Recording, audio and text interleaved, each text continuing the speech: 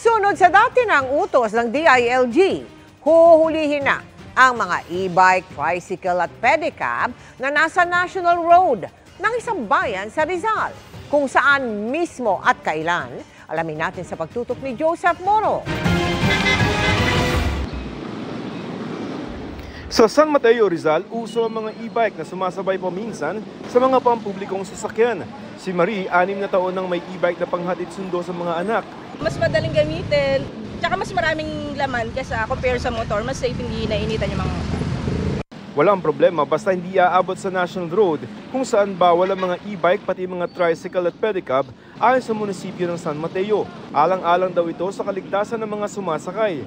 Nakakabagal din daw ito ng trapiko sa National Road nila na tagusan pa naman ng mga papunta o galing Quezon City at Marikina. Yung rush hour ang kinaanuhan natin. Yung doon tayo magfo-focus talaga. Mas maraming umaangal na yung mga pauwi. Kasi mabagal ang traffic. Pero hindi lamang yan dapat dito sa San Mateo kundi sa lahat ng National Road. Palaala ng DILG, dapat ipatupad ang nasa DILG memo noong Disyembre na bawal nga ang mga tricycle, pedicab at e-bike sa anumang National Road. Dito ibinatay ng San Mateo ang kanilang utos. Sa datos ng DILG, halos 3,000 ang mga naaksidenteng bike, e-bikes at pedicab.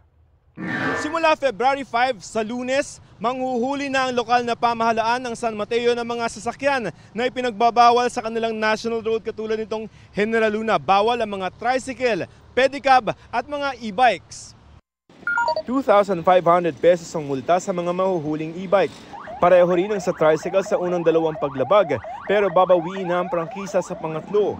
Okay lamang naman daw kay Marie dahil tumatawid lamang at hindi siya bumabagtas sa National Road. Para sa safety rin namin, at saka minsan kasi may time din na mabagal kasi siya. So may mga mabibilis na sasakyan din.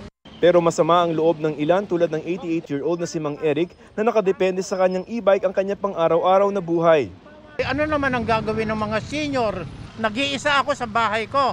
O paano sinong uutusan ko para bumili ng mga kailangan ko, pagkain ko? Dayong maapektuhan. Nagtataka rin ang mga tricycle driver dahil base umano sa kanilang prangkisa kasama sa pwedeng daanan ng National Road. Yung ang kinasasama namin ng loob eh. Sa prangkisa namin merong General Luna, so kasama yung highway. Nasa highway yan. Hindi namin maihahatid. Kawawa yung estudyanteng bata. I have to verify that. I don't think kasi it's allowed. Tungkol naman sa mga senior, kung hindi naman rush hour, We can be lenient on that, lalo na if it involves PWDs, senior citizen, and then it's an emergency case or semi-emergency, as I could say.